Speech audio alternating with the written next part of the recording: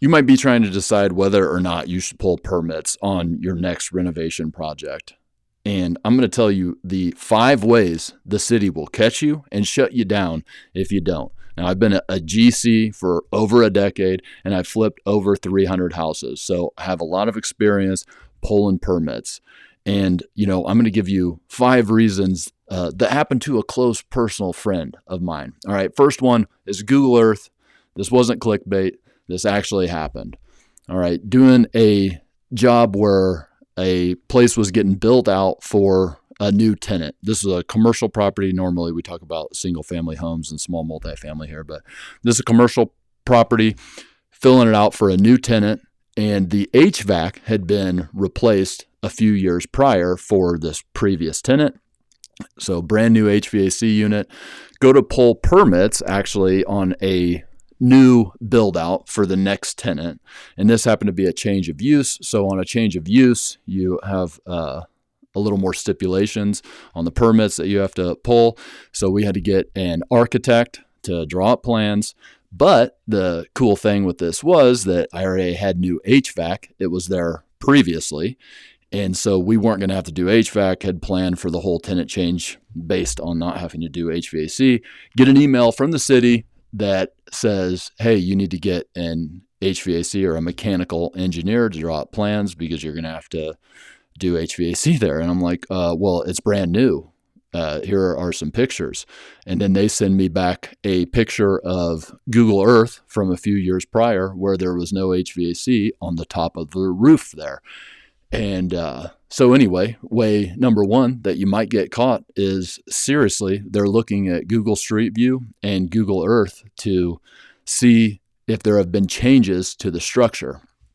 All right, that's number one. Number two are listing photos. All right, flipping a house and, the renovation had gone a little bit further than expected. It was supposed to be a cosmetic. And then the contractors that we had in there working ended up needing to do like some roof repairs and things like that. And they ended up doing some siding repairs that kind of got expanded. And that's what happens a lot of times is, not trying to say whether you should or shouldn't. Actually, I made a whole video about whether you should or shouldn't pull permits. And in what situations you're supposed to, and so on and so forth. But anyway, what happens a lot of times is you might go in there with the best of intentions. It's just a cosmetic. But as you guys probably know, on a remodel job, sometimes the scope expands. You start something and find out you need to do a little bit more. And that was the situation on this particular house where roof repair, siding repairs turned into more siding and maybe a whole new roof, maybe some structural repairs on the roof, and maybe even had to do some new windows. And anyway, we take this house to market, put the listing photos up. Next thing I know, red tag on the front door, shut it down, have to go pull permits.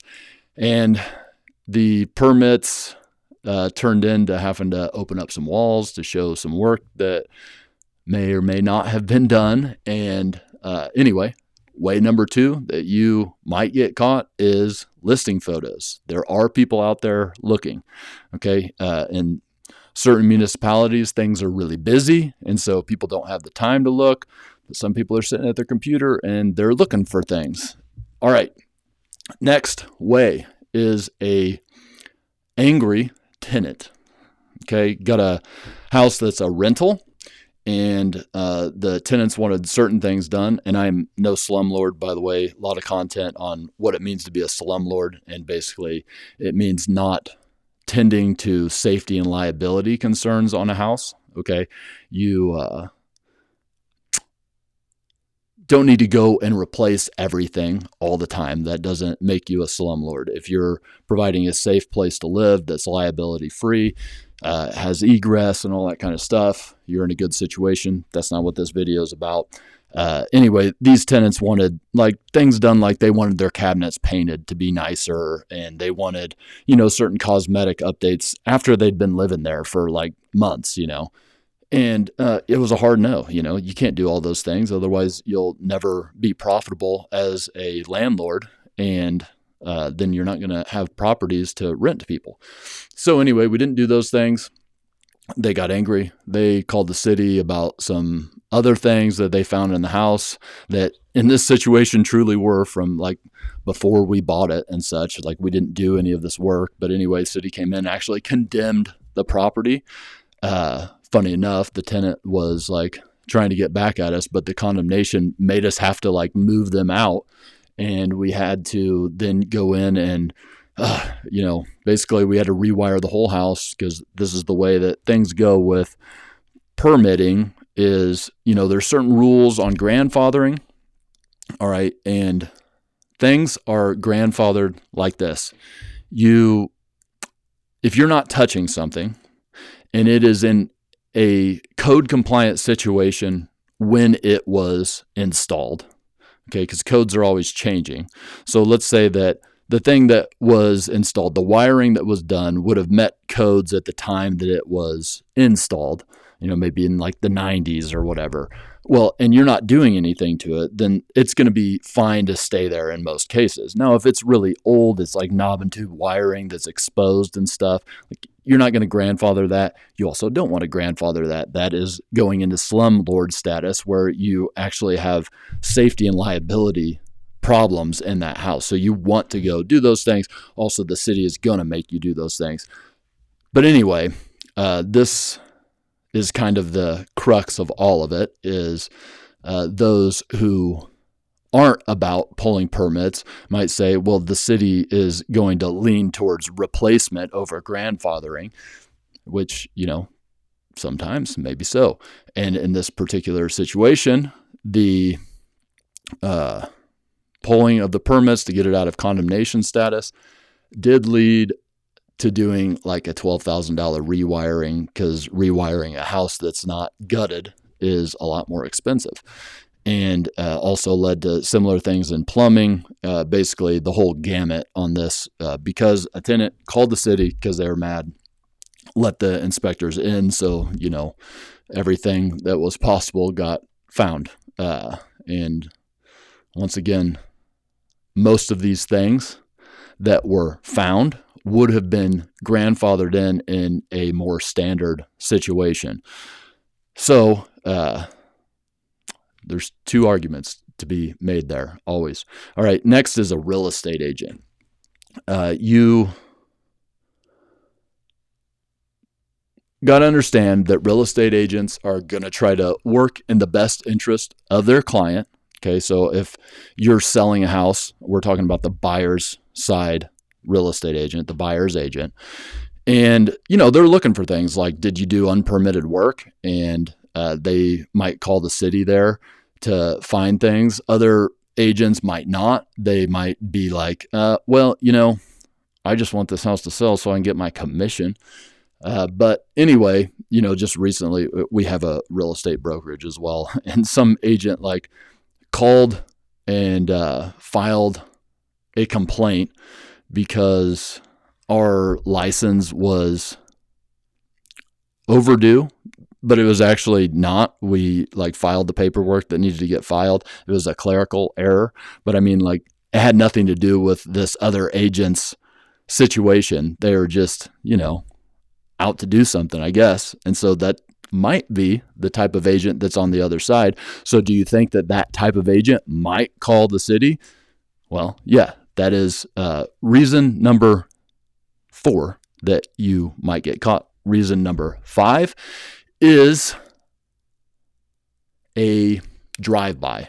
All right, this situation I've seen happen lots of times. You have, dumpsters or construction debris going on in the front. Even if you're doing a cosmetic renovation that in your municipality might be okay to not pull permits on, but you got trash in the front yard, you got a dumpster there, you have all kinds of signs of construction. That kind of gives these guys, the ability to drive by and even go up to the property. Now, I don't really know what the legalities are here, but I've seen multiple situations where codes enforcement will actually just go into the house. They don't necessarily get let in or whatever. They just go in looking through windows or whatever. And I really don't know where the line ends, and that's not what this video is about. Okay. But I know that once they see it and red tag the property, you are pulling permits and you are going through some stuff. Like there's no going back once you get to that situation. Okay, and so even if you are doing a cosmetic renovation, there might be one thing that's in there that you maybe should have pulled permits for, and you didn't. Maybe you didn't even know. All right, but once the can of worms gets open, it is open. All right, and I said 5, but I actually have 6, which is a neighbor call in. All right, this was like early in my career as a house flipper. There was this neighbor, the house that I was renovating is right here. And then there was a hill right behind the house. And it was like up on the hill. This dude had a back deck so he could like see down into like behind my fence or whatever. And this was once again early on. So I didn't know much about the permitting process and stuff. And I think this was before I was even a GC. But this guy, like he came and introduced himself to me, and he introduced himself as, well, I'm kind of like the patriarch of this neighborhood. And I was like, oh crap, like it's going to be one of those situations. And sure enough, this guy, the second we started working, the city was there asking what we were doing because the old patriarch called them to tell them that these guys are doing something. You better go check on it. All right. So those are the 6 ways. Once again, Google Earth, reading my list here. Listing photos, okay. A goody two-shoes real estate agent. A angry tenant. Dumpsters, debris, the drive-by situation. And then the patriarch of the neighborhood calling you in. All right. I'm not a Boy Scout, guys. You do what you want to do. There are situations that are on the line. There's some pretty obvious situations where you need to pull permits, like you're doing an addition on a house, or you're gutting a house and redoing the mechanical, electrical, plumbing. That's the situation where you got to pull permits. Where it really gets into things is where you are doing a cosmetic that probably is okay, but things start expanding just a little bit, and that's where people get up against it, and sometimes those things expand a little bit further than they expected. Okay, and those are just choices you have to make, but I'm telling you that if you do make those choices, these are the things that you might be up with. All right. Guys, I do a lot of content about how to flip houses. Been a GC for over a decade, flipped over 300 houses. I own $25 million in real estate, lots of rentals. If you like that kind of content, hit the follow button. I also have another channel that's just my name, and I have a free school community where I answer every question every day. If you want to get into house flipping, I've been doing this for a long time. I'll help you along the way. Have a good night. Thanks, guys.